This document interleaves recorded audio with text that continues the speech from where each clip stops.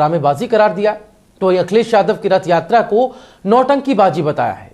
यही नहीं, मायावती ने केंद्र सरकार पर हर मोर्चे पर फेल होने और गन्ना किसानों को धोखा देने का भी आरोप लगाया।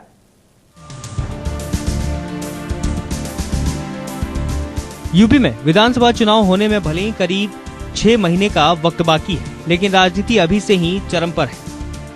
रथ यात्रा के माध्यम से सपा वोटों को साधने की कोशिश कर रही है तो बीजेपी परिवर्तन की बात कहकर वोटरों को अपनी ओर मोड़ने की कवायद में जुटी हुई है। इन सबके बीच बीएसपी प्रमुख मायावती ने बीजेपी और सपा दोनों पर जोरदार हमला बोला है।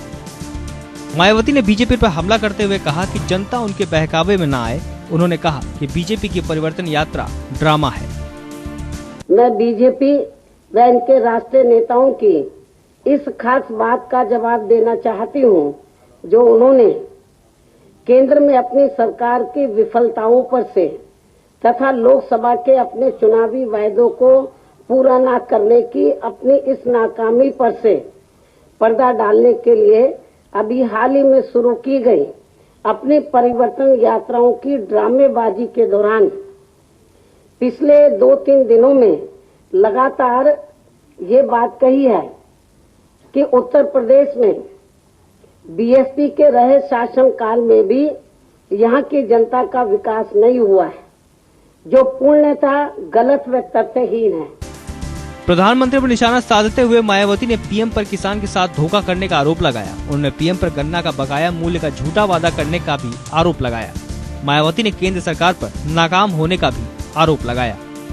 केंद्र में बनी प्रधानमंत्री श्री नरेंद्र मोदी की सरकार ने अपने लगभग 2.5 वर्षों के शासनकाल में यहाँ अपने लोकसभा चुनावी वायदों का 1/3 कार्य भी पूरा किया होता तो फिर इनको अपनी परिवर्तन यात्रा आदि निकालने का ये सब ड्रामा आदि नहीं करना पड़ता, फिर इनका काम बोलता तथा ना ही फिर इनको अपनी परिवर्तन रैली व रथ यात्रा आदि में तीर्थार्थियों व आसपास के राज्यों के मुख्यमंत्रियों के द्वारा लाई गई भाड़े की भीड़ को भी जुटाने की जरूरत नहीं पड़ती। यही नहीं, मायावती ने बीजेपी के बाद सपा सरकार पर भी जमकर निशाना साधा। उन्होंने अखिलेश यादव की रथ यात्रा पर हमला बोलते हुए नौटंकीबाज करार दिया। मायावती ने कहा कि अगर समाजवादी पार्टी की सरकार ने काम किया होता तो उन्हें खोखली रथ यात्रा नहीं निकालनी पड़ती।